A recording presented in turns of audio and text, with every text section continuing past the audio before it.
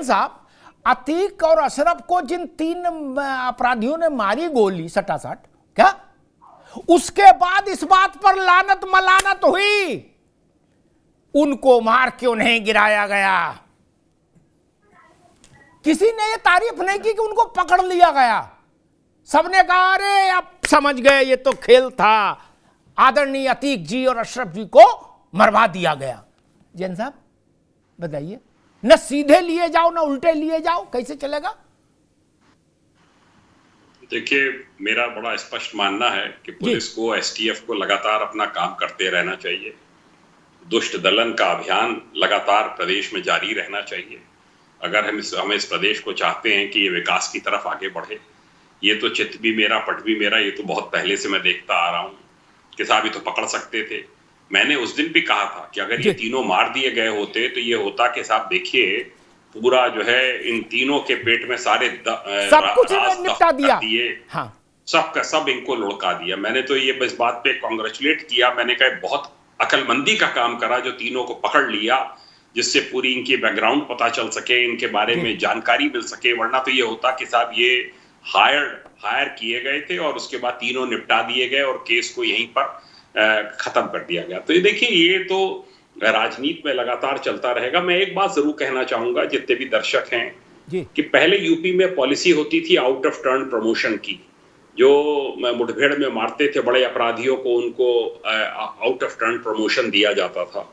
मुलायम सिंह यादव जी ने इसको इंट्रोड्यूस किया था जब मैं एसएसपी गाजियाबाद था 94-95 में।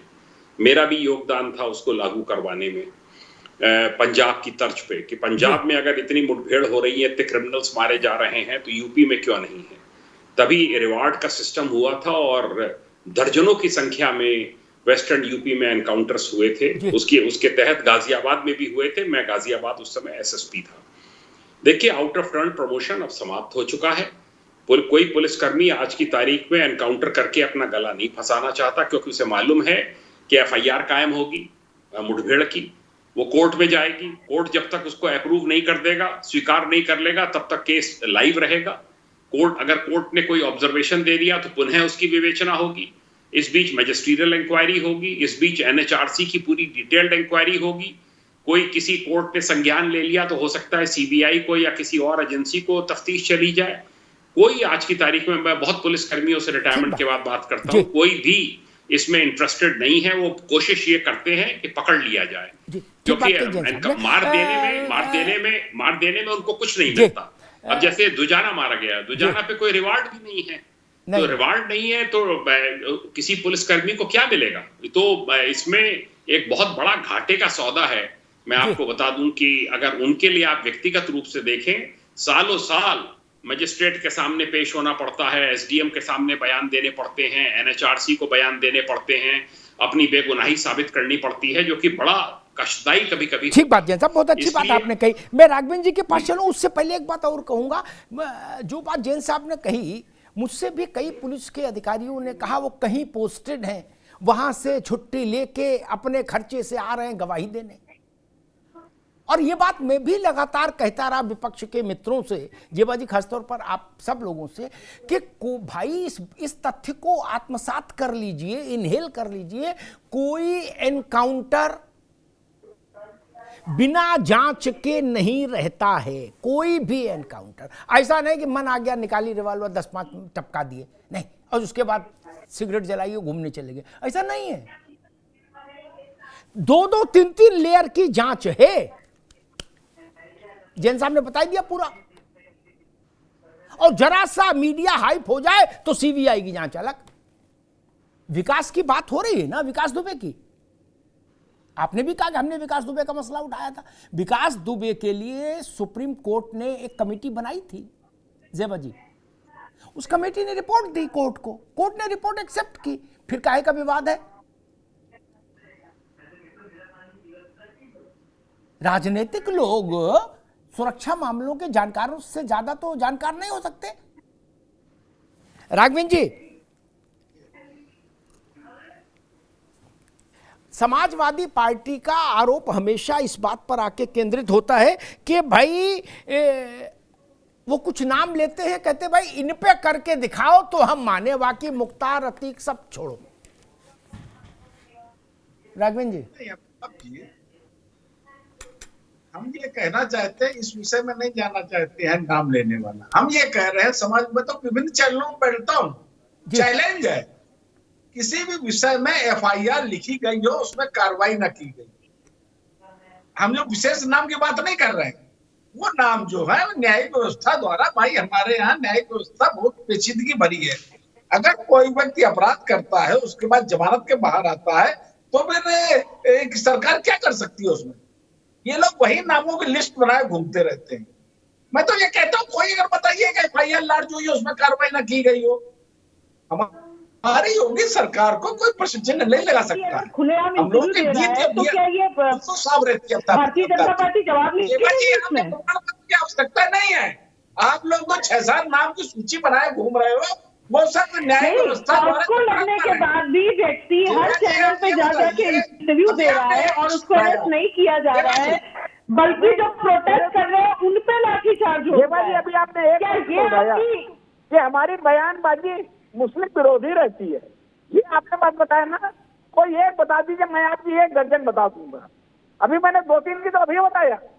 समाजवादी पार्टी की जब सरकार नहीं थी, तो समाजवादी पार्टी के मुखिया नौजवानों से कहा करते थे, अल्पसंख्यक नौजवानों से, आप लोग अवैध हथियार रखिए।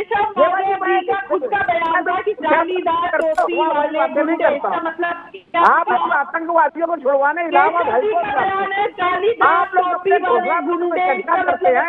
अगर मेरी सरकार बनी, सिपाही अल्पसंख्यक समाज के हर थाने में तैनात होंगे। ये बात, ये भारतीय जनता पार्टी का आपके प्रमाण पत्र की आवश्यकता नहीं है। हम लोग सबका साथ, सबका विकास, सबका विश्वास के नारे को लेकर काम कर रहे हैं। अरे आप लोग सबके परंपरा के पीछे आजमगढ़ आपको क्यों आ गए, ये बताइए। आप लोग कहीं ना कहीं कमी है। मुलायम सिंह यादव, अखिलेश यादव से बेहतर पार्टी चलाया करते थे जयबाजी। अब ये इनको तो क्या एक दिन का अनुभव नहीं था। मुलायम सिंह जी ने उनको मुख्यमंत्री बना दिया, कई बहस पानी में पूरी की पूरी पार्टी डुबो दी। आपकी तारीख कहाँ खड़ी है? पिछले एक वर्ष एक वर्ष से आपकी पार्टी कहाँ, ये बताइए। गुजरात विधानसभा चुनाव में 1 वर्ष हो गया, अगले साल कहाँ है? इसी प्रकार खेल रहे हैं, कितने में काम नहीं चल रहा है। 8 तारीख पे आप इतना काम करते हैं तो हर स्टेट में आप जाति धर्म और भगवान के नाम पे वोट मांगेंगे। जाति धर्म, अरे भाई कहाँ जाति धर्म करते हैं? आप तो कहने को प्रमाण बताइए, मतलब पूछ रहा हूँ आपसे, बताइए। मैं आपसे बता रहा हूँ, मैं तो बता रहा हूँ ना। आप लोग को आतंकवादियों के पक्ष में खड़े हो जाते हैं, जाके डकैतों को टिकट देते हैं, जाके सदुआ का जो टेप वायरल हुआ था। आप लोग तो अखंड सरकार वाले एकता में डूबे हुए लोग हैं। राजनीति का प्राधिकरण आप लोगों ने किया। ठीक, एक मिनट रुकना होगा देवा जी, अभी रुकिए। राघवेंद्र जी रुकिए। मैं राजेश शर्मा के पास चलूं। एक बात और कह दूं, सबसे ज्यादा वाला मामला, अब इसको दूसरे शब्दों में कहा करो जेबा, अब कहा का परसेंटेज बताओ, क्योंकि ज्यादा में तो ये कि जैसे सपा के 3 ही एमपी है कुल लोकसभा में, ठीक, तो उसका परसेंटेज उसी से निकलेगा ना, और इनके हैं 303, तो स्वाभाविक है। इसलिए परसेंटेज में बात होगी तो जनता समझ पाएगी, बाकी में थोड़ा अटक जाती। राजेश शर्मा जी, 2 चीजें बड़ी स्पष्ट हैं।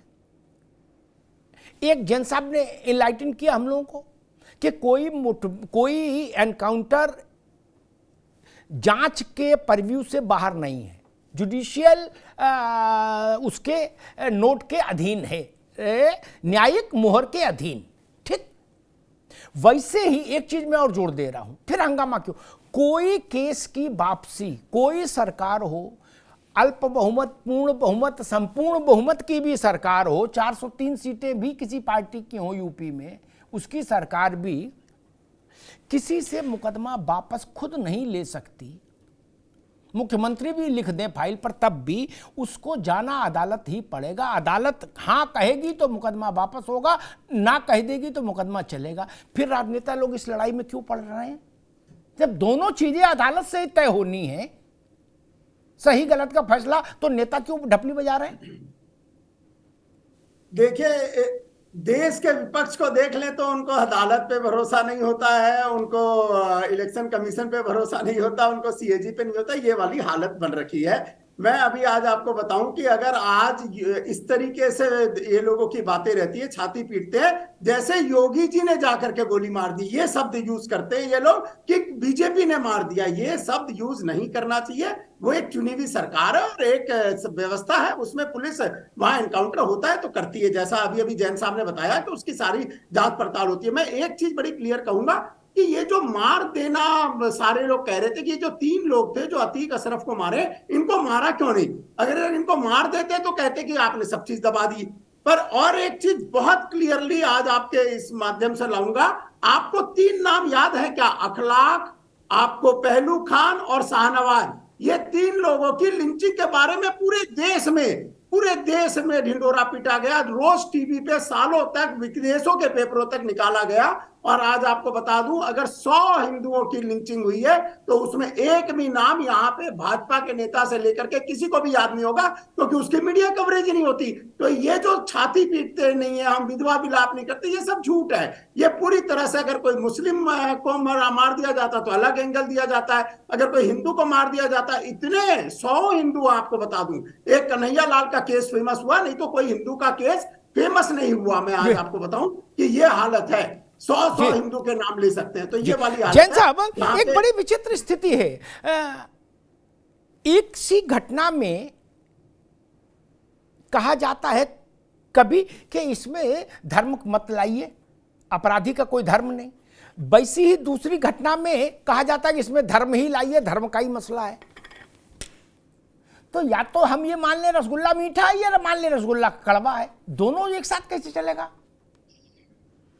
या तो सब मिलके एक बार सर्वदलीय बैठक हो जाए और ये तय कर ले कि भाई हर आपराधिक घटना में धर्म और जात को देखना है, नहीं इस पे मोहर लगा दो तो चलो इसी पे चल ले दो लड़ाई।